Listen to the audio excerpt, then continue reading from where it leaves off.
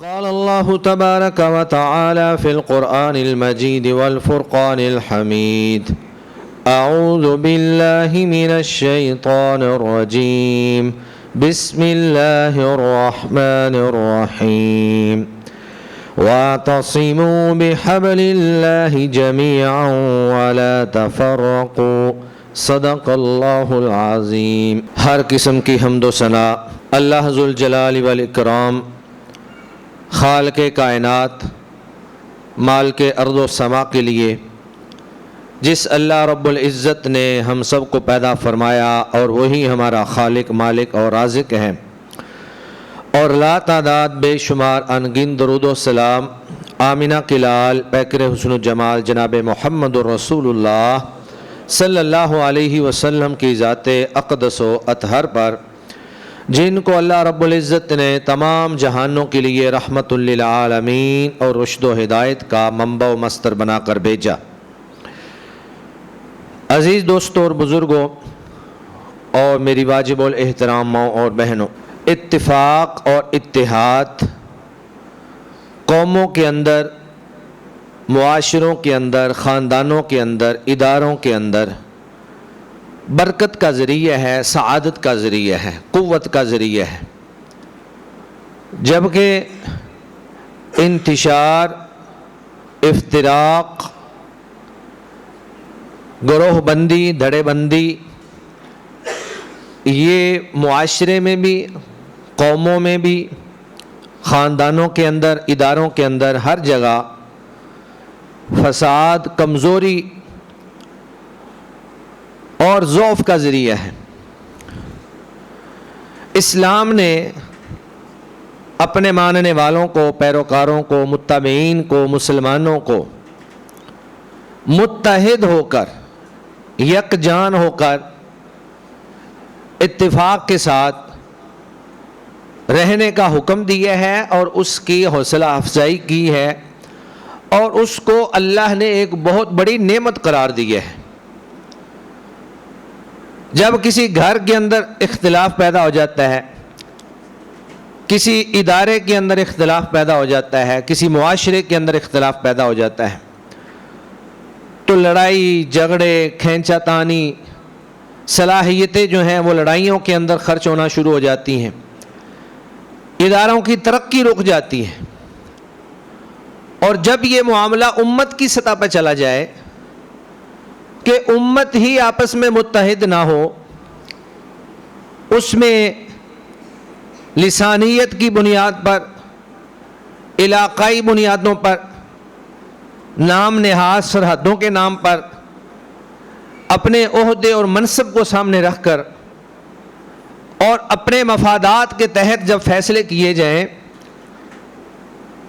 تو پھر دشمن نہ صرف غالب آتا ہے بلکہ تمہارے وسائل بھی لوٹ کے لے جاتا ہے، تمہارے وسائل کے اوپر قابض بھی ہو جاتا ہے، اور انسان آگے سے کچھ کر بھی نہیں سکتا۔ نبی مکرم صلی اللہ علیہ وآلہ وسلم نے فرمایا تھا کہ ایک وقت وہ آئے گا جب کافر تمہارے اوپر ایسے ٹوٹ پڑیں گے جس طرح بھوکے لوگ کھانے کے اوپر ٹوٹ پڑتے ہیں۔ تو صحابہ نے پوچھا کہ یا رسول اللہ، کیا اس وقت ہماری تعداد کم ہوگی؟ یعنی ہم اتنے بے بس ہو جائیں گے کہ ہم اپنا دفاع بھی نہیں کر پائیں گے؟ تو آپ صلی اللہ علیہ وسلم نے فرمایا کہ نہیں، تمہاری تعداد کم نہیں ہوگی، تمہاری تعداد بہت زیادہ ہوگی۔ اور آج اس دور میں مسلمانوں کی جتنی تعداد ہے اس سے پہلے کبھی نہیں رہی۔ واضح بات ہے، اللہ کے نبی کے دور میں صحابہ کی تعداد تھوڑی تھی، پھر بڑھتی گئی اور یہ بڑھ رہی ہے، اور انشاءاللہ قیامت تک اسلام اور مسلمانوں کی تعداد بڑھتی چلی جائے گی۔ لیکن تعداد زیادہ ہونے کے باوجود دنیا کے 30% علاقے پر تمہاری حکومت ہونے کے باوجود، 57 اسلامی ممالک ہونے کے باوجود، اور 2 ارب یا 2.25 ارب یا 2.5 ارب تعداد ہے اس وقت مسلمانوں کی. اس کے باوجود دشمن ایسے حملہ آور ہے جیسے بھوکے لوگ جو ہیں وہ کھانے کے اوپر حملہ آور ہیں. بھوکے لوگ جب کھانے پر حملہ آور ہوتے ہیں تو ہر کسی کی نظر ہوتی ہے کہ یہ بوٹی جو ہے میں اٹھا لوں, یہ چیز جو ہے میں اٹھا لوں, یہ میں کھا جاؤں, یہ میں کھا جاؤں. اور آج بھی ہماری یہی صورتحال ہے. آج دشمن جو ہے وہ مسلمانوں کو اسی انداز میں دیکھ رہا ہے کہ کس طرح ان کے تیل پہ قبضہ کر لیا جائے, کس طرح ان کے وسائل پہ قبضہ کر لیا جائے, معدنیات پہ قبضہ کر لیا جائے, کس طرح ہم ان کو لوٹ سکتے ہیں. تو صحابہ نے پوچھا کہ یا رسول اللہ وجہ کیا ہے؟ تعداد بھی زیادہ ہوگی, پھر بھی ہم اتنے بے بس ہوں گے. تو آپ صلی اللہ علیہ وسلم نے فرمایا کہ اس وقت مسلمانوں کے دلوں میں وہن کی بیماری پیدا ہو جائے گی. وہن کیا ہے؟ حب الدنیا وکراہیت الموت. دنیا کی محبت, دنیا کے مال کی محبت, دنیا کے وسائل کی محبت. اور آج ہم مسلمانوں کو دیکھتے ہیں بڑے بڑے محلات, لگژری گاڑیاں, بلڈنگوں کے اندر, پلازوں کے اندر مقابلہ بازی. یہ دنیا کی محبت ہے. جس کو دنیا سے محبت ہے وہ سمجھتا ہے کہ میں نے ہمیشہ یہاں رہنا ہے, وہی دنیا کی ان چیزوں کے اندر دل لگائے گا اور انویسٹمنٹ کرے گا, بڑے بڑے پلازے بنائیں گے. یہ جی برج خلیفہ ہے, یہ فلاں برج ہے, یہ فلاں برج ہے. تو یہ دنیا کی محبت ہے. اور دوسری چیز کیا ہے؟ وکراہیت الموت. موت سے نفرت. بھائی موت سے نفرت کرنے سے کوئی فائدہ ہو سکتا ہے انسان کو؟ جتنی مرضی آپ نفرت کر لیں, جب موت کا وقت آئے گا ایک لمحہ بھی آپ آگے پیچھے نہیں ہو سکتے. اگر اللہ نے آپ کی موت کا وقت لکھ دیا ہے, اینما تکونوا یدرککم الموت ولو کنتم فی بروج مشیدہ, تم بے شک مضبوط قلعوں کے اندر بند ہو جاؤ, اپنی حفاظت کے لیے فورسز لگا دو, لیکن جب موت کا وقت آئے گا تو ایک لمحہ بھی آگے پیچھے نہیں ہو سکتا. تو جب موت کا وقت مقرر ہے تو پھر موت سے نفرت کس بات کی؟ جس چیز سے ہم اپنی جان نہیں چھڑا سکتے ہمیں اس سے بھاگنا نہیں ہے, اس کے لیے ہمیں تیاری کرنی ہے. ایک صحابی نے اللہ کے نبی صلی اللہ علیہ وسلم سے پوچھا یا رسول اللہ مساء, قیامت کب آئے گی؟ تو اللہ کے نبی نے یہ نہیں بتایا کہ کب آئے گی. آپ نے کہا وما اعدت لها, تو یہ بتا تو نے اس کی تیاری کیا کی ہے. تو موت کب آئے گی اس سے کسی انسان کو کوئی غرض ہونی بھی نہیں چاہیے, کیونکہ اللہ نے بتایا نہیں ہے. اگر اللہ موت کے بارے میں بتا دیتے اور ایک بندے کی موت میں اگر 10 سال بھی باقی ہوتے تو اس کو 10 سال پہلے ٹینشن لگ جاتی. وہ موت سے پہلے کئی دفعہ مرتا, سوچ سوچ کر وہ مرتا. میری موت میں 1 مہینہ رہ گیا, 10 دن رہ گئے ہیں, 5 دن رہ گئے ہیں, 1 دن رہ گیا ہے. لیکن یہ اللہ کی حکمت ہے کہ اللہ تعالیٰ نے موت کے بارے میں نہیں بتایا. ہاں البتہ ہم موت کو تو نہیں جانتے, لیکن موت کی ہمیں تیاری ہر وقت جاری رکھنی ہے. موت کے لیے ہر وقت تیار رہیں. اپنی نماز پڑھیں, اپنی زندگی کی آخری نماز سمجھ کر پڑھیں. کوئی بھی نیکی کریں اپنی زندگی کی آخری نیکی سمجھ کے کریں. دن گزاریں, رات گزاریں, زندگی کا آخری دن اور آخری رات سمجھ کر گزاریں. تو جب موت آنی ہی آنی ہے تو پھر موت کی نفرت, موت کی ناپسندیدگی در حقیقت وہ اس لیے ہے کیونکہ ہمیں دنیا کے ساتھ محبت ہو جاتی ہے. جب دنیا سے محبت ہوگی پھر مرنے کو دل نہیں چاہے گا. ایک آدمی جس نے بہت شاندار بنگلہ بنایا ہو, بہترین اس کے پاس گاڑیاں ہوں, دنیا کی ہر طرح کی سہولت اس کے پاس موجود ہو, وہ کب مرنا چاہے گا؟ اس کا دل نہیں کرے گا کہ میں یہ محلات چھوڑ کر جاؤں, میں یہ گاڑیاں چھوڑ کر جاؤں. وہ تو چاہے گا کہ میری زندگی جو ہے وہ 1000 سال کئی ہزار سال جو ہے وہ لمبی ہو جائے، لیکن اللہ نے جو وقت مقرر کیا ہے وہ ہو کر رہے گا۔ تو رسول اللہ صلی اللہ علیہ وسلم نے فرمایا تھا کہ دنیا کی محبت اور موت کی نفرت، اس وجہ سے لوگ تمہارے اوپر حملہ آور ہوں گے اور تم موت سے ڈرنے کی وجہ سے لڑائی نہیں کر پاؤ گے، بھاگو گے۔ تو یہ خوف دور کیسے ہوگا؟ امت کے اندر یہ دنیا کی محبت، موت کی نفرت سے جو خوف پیدا ہو چکا ہے، یہ کیسے دور ہوگا؟ یہ اتحاد سے دور ہوگا، یہ اتفاق سے دور ہوگا۔ ہمیں اپنے مسالک کو ایک سائڈ پہ رکھ کر، ہمیں اپنے علاقائی سرحدوں کو ایک سائڈ پہ رکھ کر، اسلام کسی سرحد کا قائل نہیں ہے۔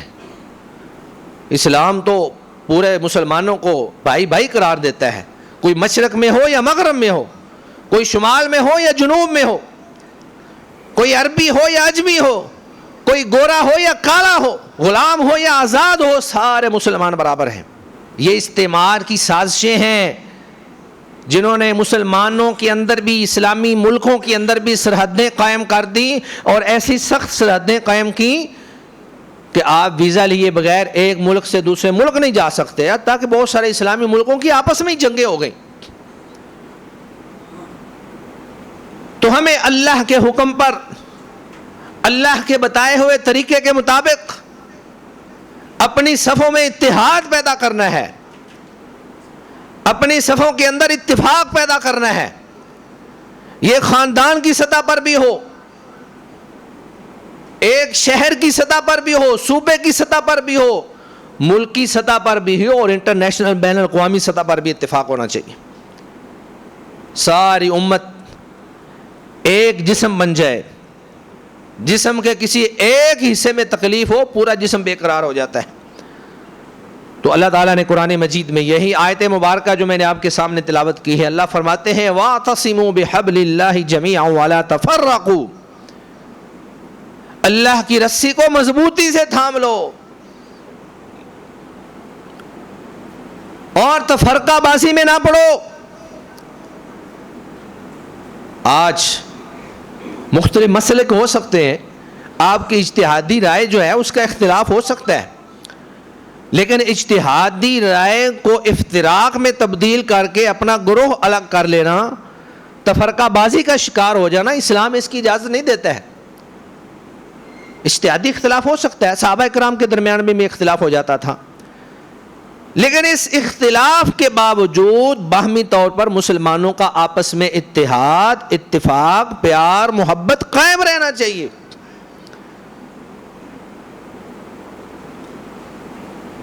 تو قرآن مجید اور نبی کریم صلی اللہ علیہ وسلم کی احادیث مبارکہ مسلمانوں کو اتحاد کا حکم دیتے ہیں، اتفاق کے ساتھ رہنے کا حکم دیتے ہیں، اور اللہ تعالیٰ نے اس کو بہت بڑی نعمت قرار دیا ہے۔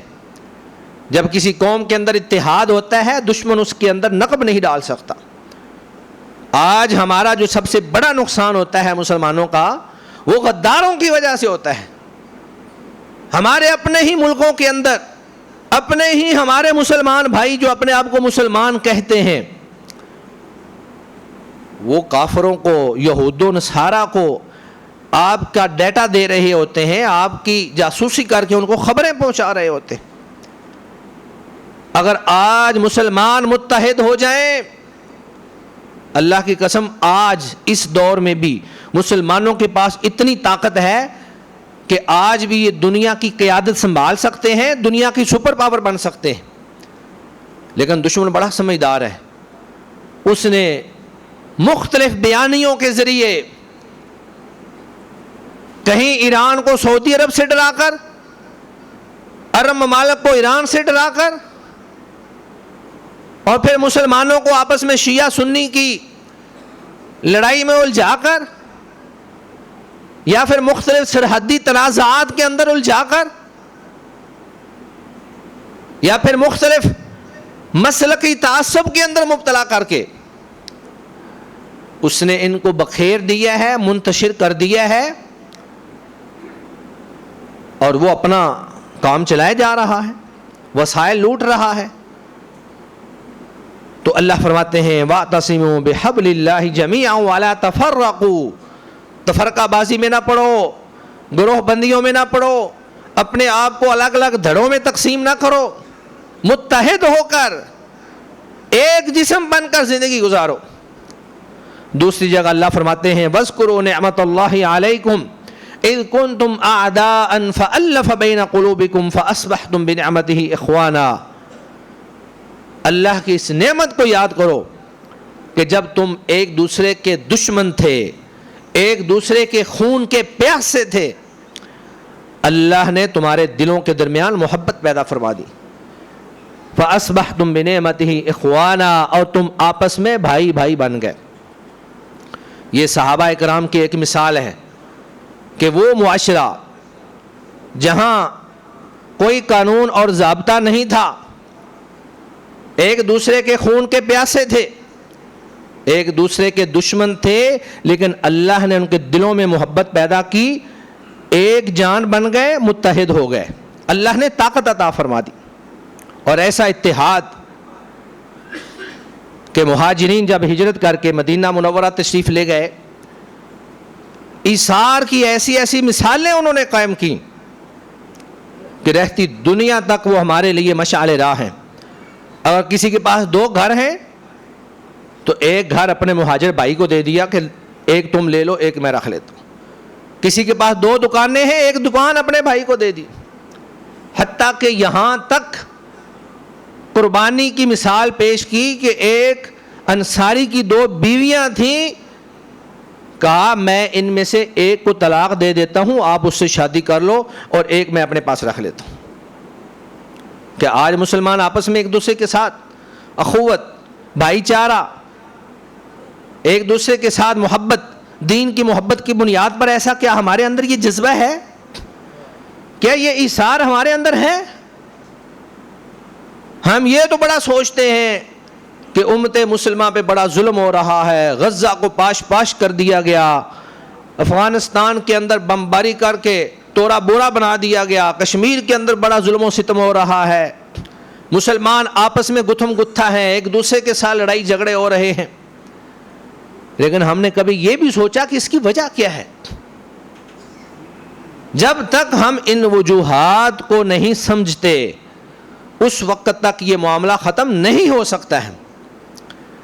اسی طرح ایک مقام پر اللہ نے فرمایا وَأَلَّفَ بَيْنَ قُلُوبِهِمْ لَوْ أَنفَقْتَ مَا فِي الْأَرْضِ جَمِيعًا مَا أَلَّفْتَ بَيْنَ قُلُوبِهِمْ وَلَكِنَّ اللَّهَ أَلَّفَ بَيْنَهُمْ، کہ اللہ نے ان کے دلوں کے اندر الفت اور محبت پیدا کر دی، اور اگر آپ زمین کے سارے خزانے بھی خرچ کر سکتے تو آپ یہ محبت پیدا نہیں کر سکتے تھے، یہ اللہ ہی پیدا کرنے والا ہے۔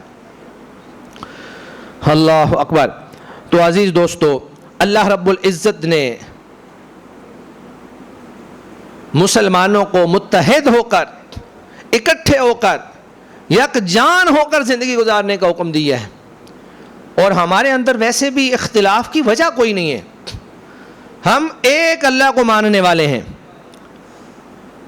ہمارا رب بھی ایک ہے، ہمارا قبلہ بھی ایک ہے، ہمارا نبی بھی ایک ہے۔ تو جب اور ایک ہی کتاب اللہ نے ہماری طرف نازل فرمائی ہے، ہم اس اختلاف کو ختم کرنا چاہیں تو کر سکتے ہیں، کوئی دور بات نہیں ہے، لیکن ہمیں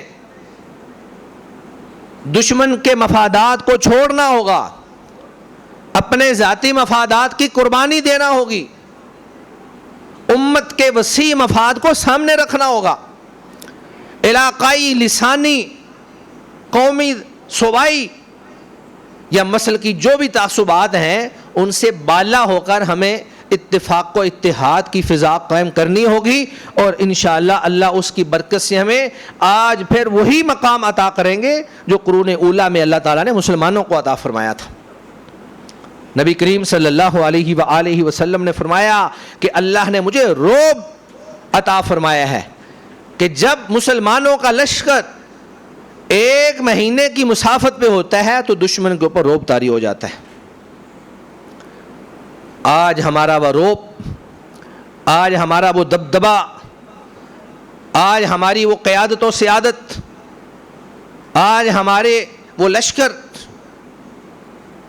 بس دنیا کی محبت میں، دنیا بنانے میں، دنیا کے خزانے جمع کرنے میں، بڑی بڑی بلڈنگیں بنانے میں، مہنگی مہنگی گاڑیاں اور ہوائی جہاز رکھنے کے اندر ہم یہ سب کچھ صرف کر رہے ہیں۔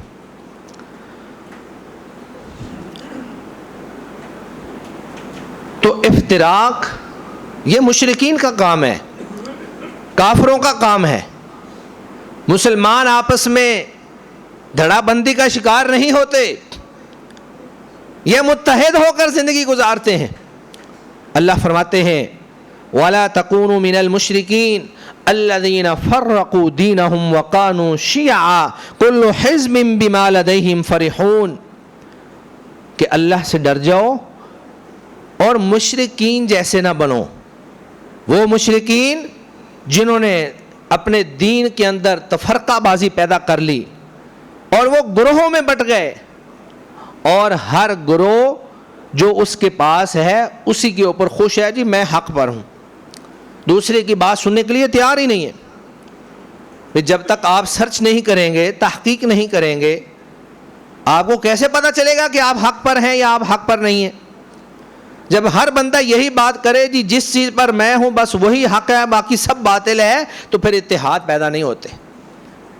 اتحاد پیدا کرنے کے لیے کچھ تھوڑا سا پیچھے ہٹنا پڑتا ہے، ٹھنڈے دماغ کے ساتھ سوچنا پڑتا ہے، اگلے کی بات کو سننا پڑتا ہے، اس کے بعد غور و فکر کر کے انسان جو ہے وہ کسی نتیجے پر پہنچتا ہے۔ اللہ اکبر۔ اور نبی کریم صلی اللہ علیہ وآلہ وسلم کو اللہ تعالیٰ نے فرمایا کہ جو لوگ دین کے اندر تفرقہ بازی پیدا کرتے ہیں، ان الذین فرقوا دینہم وکانوا شیعا لست منہم فی شیء، ان کا آپ کے ساتھ یا آپ کا ان کے ساتھ کوئی تعلق نہیں ہے۔ لست منہم فی شیء، آپ کا ان کے ساتھ کوئی تعلق نہیں ہے۔ یعنی نبی کریم صلی اللہ علیہ وسلم کو اللہ یہ حکم دے رہے ہیں کہ دھڑے بنانے والوں، تفرقوں میں تقسیم ہو جانے والوں، تہذب پرستی والوں کے ساتھ آپ کا کوئی تعلق نہیں ہے۔ تو اس کا مطلب یہ ہوا کہ جو ایسا کام کرتے ہیں اللہ کے نبی صلی اللہ علیہ وسلم کا ان سے کوئی تعلق نہیں ہے، وہ کچھ دین کا کام نہیں کر رہے، وہ تو اپنے مفادات کو بڑھا رہے ہیں، وہ تو اپنی خواہشات نفس کی دعوت دے رہے ہیں، وہ اپنی خواہشات نفس کے پجاری ہیں، وہ دین کی بات نہیں کر رہے ہیں۔ اسی طرح اللہ فرماتے ہیں وَأَطِيعُوا اللَّهَ وَرَسُولَهُ وَلَا تَنَازَعُوا فَتَفْشَلُوا وَتَذْهَبَ رِيحُكُمْ وَاصْبِرُوا إِنَّ اللَّهَ مَعَ الصَّابِرِينَ، اللہ اور اس کے رسول کی اطاعت کرو اور باہم آپس میں لڑائی جھگڑے نہ کرو، اور اگر تم لڑائی جھگڑے کرو گے تو نتیجہ میں کیا ہوگا؟ فَتَفْشَلُوا، تم کمزور ہو جاؤ گے، وَتَذْهَبَ رِيحُكُمْ، تمہاری ہوا اکھڑ جائے گی، تمہارا روب اور جو دبدبہ اللہ نے پیدا کیا تھا وہ ختم ہو جائے گا۔ وَاصْبِرُوا إِنَّ اللَّهَ مَعَ الصَّابِرِينَ، صبر سے کام لو، کہیں کوئی معاملہ سمجھ نہ آ رہا ہو تو صبر سے کام لو، فوراً بحث شروع نہ کر دو، مناظرہ شروع نہ کر دو۔ اور یہ تجربہ شاہد ہے اس بات کا کہ کبھی مناظروں سے، بحث مباحثہ سے، لڑائی جھگڑے سے کوئی بندہ ہدایت پہ نہیں آتا ہے۔ ہاں البتہ اگر آپ خیر خواہی کے ساتھ، ہمدردی کے ساتھ بندے کو یہ باور کروا دیں کہ میں تمہارا خیر خواہ ہوں، میں تمہیں وہ چیز بتا رہا ہوں جو قرآن اور حدیث ہے، اللہ اور اس کے رسول کی بات ہے، تو وہ بندہ راہ راست پہ آ جائے گا، اس کو بات سمجھ آ جائے گی۔ جھگڑے کرنے سے تو معاملہ بگڑ جاتا ہے، جھگڑوں سے حق بات بھی بندہ مسترد کر دیتا ہے۔ کوئی بھی بندہ جو ہے وہ جھگڑے سے نہیں سمجھتا ہے، اس کو افہام و تفہیم سے۔ اور قرآن مجید میں بھی اللہ نے فرمایا ادع الی سبیل ربک بالحکمہ والموعظۃ الحسنہ، اے نبی صلی اللہ علیہ وسلم آپ لوگوں کو حکمت کے ساتھ دعوت دیں، اچھے طریقے سے، اچھے واعظ کے ساتھ آپ ان کو دعوت دیں۔ اب ایک بندہ کسی کو نصیحت بھی کر رہا ہے اور سب سے پہلے اس کے اوپر کفر کا فتویٰ لگا دے کہ تم کافر ہو، تم مشرک ہو، تم فاسق ہو، وہ کہے گا ٹھیک ہے جی میں جو ہوں بس چھوڑ دو مجھے میری حالت پر چھوڑ دو. اور قرآن مجید میں بھی اللہ تعالیٰ نے دعوت کا ایک طریقہ بیان کیا ہے کہ اگر آپ لوگوں نے غیر مسلموں کو, یہود و نصارہ کو, اہل کتاب کو دعوت دینی ہو تو پہلے بات ان مسلمہ چیزوں سے شروع کریں جو مشترکہ ہیں. قل یا اہل الکتاب تعالوا الی کلمۃ سواء بیننا وبینکم الا نعبد الا اللہ ولا نشرک بہ شیئا ولا یتخذ بعضنا بعضا اربابا من دون اللہ. کہ اہل کتاب آؤ ہم ان باتوں پر پہلے گفتگو کرتے ہیں جو ہمارے اور تمہارے درمیان مشترکہ ہیں. جب بات اتحاد سے اتفاق سے شروع ہو اور ان پوائنٹس کو پہلے ڈسکس کر لیا جائے جو متفقون علیہ ہوں تو پھر اگلے اختلافی مسائل کو حل کرنا آسان ہو جاتا ہے. اللہ فرماتے ہیں آؤ ان سے کہہ دیجیے آؤ ہم یہ بات ڈسکس کرتے ہیں کہ اللہ نعبد الا اللہ, کہ ہم اللہ کے سوا کسی کی عبادت نہیں کریں گے. اور یہ توحید کا موضوع آدم علیہ السلام سے لے کر پیارے نبی جناب محمد رسول اللہ صلی اللہ علیہ وسلم تک سب کے درمیان مشترکہ موضوع ہے. سارے انبیاء توحید کا پیغام لے کر آئے. پھر آگے کیا ہوا, اللہ نشرک باللہ شیئا, اللہ کے ساتھ ہم شرک نہیں کریں گے. وَأَلَّا يَتَّخِذَ بَعْضُنَا بَعْضًا أَرْبَابًا مِّن دُونِ اللَّهِ, اور ہم آپس میں ایک دوسرے کو رب نہیں بنائیں گے, کیونکہ انہوں نے اتخذوا احبارهم ورهبانهم اربابا من دون اللہ, یہودیوں اور عیسائیوں نے اپنے علماء کو رب کا درجہ دے دیا. یعنی جس طرح اللہ کو یہ اختیار حاصل ہے کہ وہ جس چیز کو چاہے حلال کرے جس چیز کو چاہے حرام کرے, انہوں نے یہ درجہ اپنے رہبان کو اور اپنے احبار کو علماء کو دے دیا. شریعت سازی کا اختیار صرف اللہ کے پاس ہے. حتیٰ کہ نبی کریم صلی اللہ علیہ وآلہ وسلم بھی اپنی مرضی سے کوئی چیز حلال و حرام نہیں کر سکتے تھے. واقعہ معروف ہے کہ اللہ کے نبی نے شہد کے بارے میں کہا جی میں نہیں کھاؤں گا, تو اللہ تعالیٰ نے باقاعدہ اس کے اوپر قرآن نازل کر دیا کہ آپ کیسے ایک ایسی چیز کو حرام کر سکتے ہیں. یا ایھا النبی لما تحرم ما احل اللہ لک, جس کو اللہ نے آپ کے لیے حلال کیا آپ اس کو کیسے حرام کر سکتے. تو علماء, درویش, مشائخ اور بزرگ اور آج کل کے نام نہاد بابے جنہوں نے حلال چیزوں کو حرام کیا ہوا ہے اور حرام چیزوں کو حلال کر رہے ہیں. نمازیں پڑھنی نہیں ہیں جی, ہماری نمازیں پڑھی پڑھائی ہیں. شریعت پہ عمل نہیں کرنا, اپنی مدہوشی کے اندر, نشے کے اندر مدہوش رہنا ہے, شریعت کے خلاف سارا کام کرنا ہے. اس کے باوجود دعویٰ یہ کرنا ہے جی ہم اولیاء اللہ ہیں, ہم اللہ کے ولی ہیں.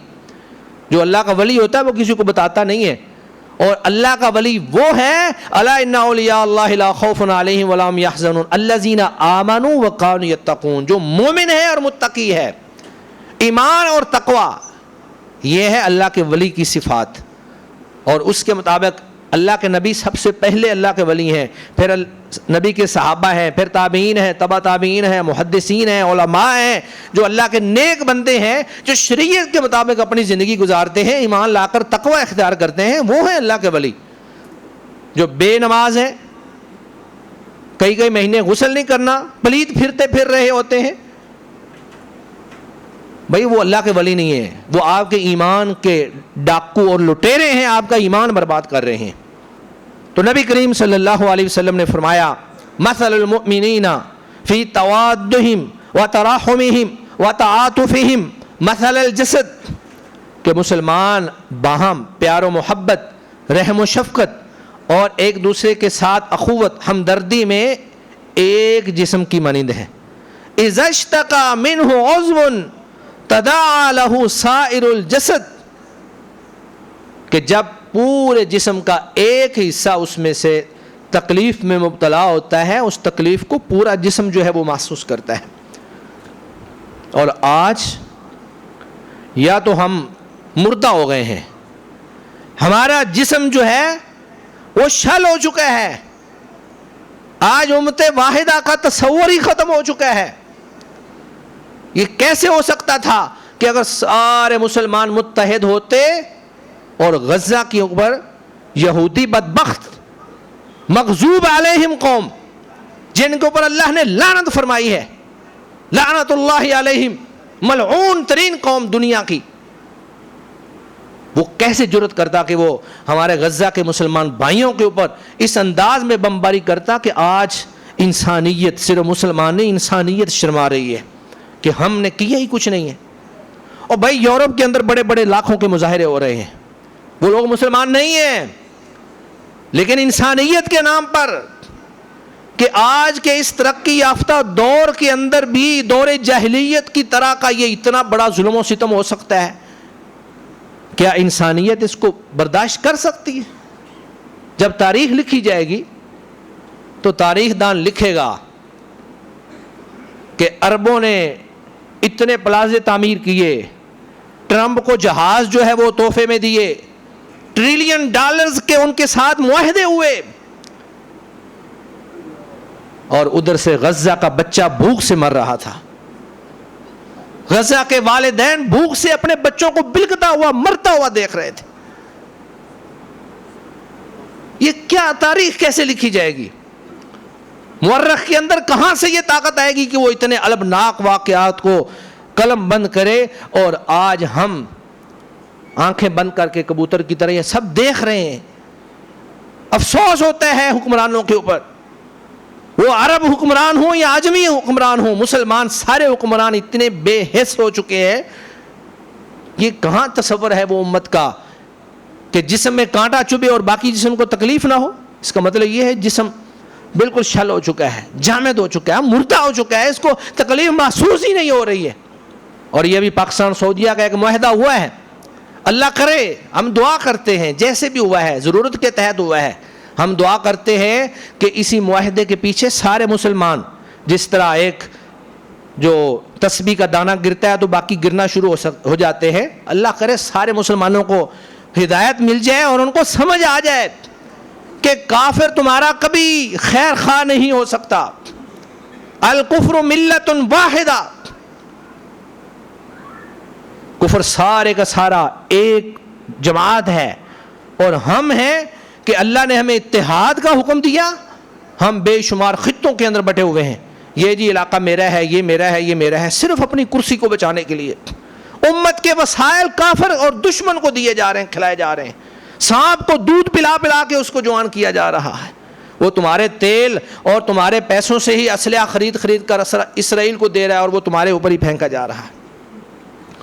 تو عزیز دوستو، جب تک ہم متحد نہیں ہوں گے، اپنی صفوں کے اندر اتحاد پیدا نہیں کریں گے، اشداء علی الکفار رحماء بینہم نہیں بنیں گے، آپس میں پیار اور محبت اور دشمن کے لیے سخت، جب تک یہ ہم نہیں بنیں گے ہماری یہی حالت ہوگی، اور اسی طرح مار پڑتی رہے گی، لتر کھاتے رہیں گے، اور اسی طرح ذلیل و خوار ہوتے رہیں گے۔ اگر ہم چاہتے ہیں اللہ ہمیں دوبارہ وہی قیادت و سیادت عطا کرے، اللہ تعالی ہمیں عزت اور وقار والی زندگی دے، تو ہمیں اپنی صفوں میں اتحاد پیدا کرنا ہے، گھروں کے اندر بھی، اداروں کے اندر بھی، شہروں کے اندر، صوبوں کے اندر، ملکوں کے اندر، پوری امت کی سطح پر ہمیں اتحاد پیدا کرنا ہوگا۔ اللہ تعالیٰ سے میں دعا کرتا ہوں اللہ تعالیٰ ہمارے حکمرانوں کو سمجھ بوجھ عطا فرمائے، اور امت کے اندر اللہ تعالیٰ اتفاق و اتحاد پیدا فرما دے۔ وآخر دعوانا ان الحمد للہ رب العالمین۔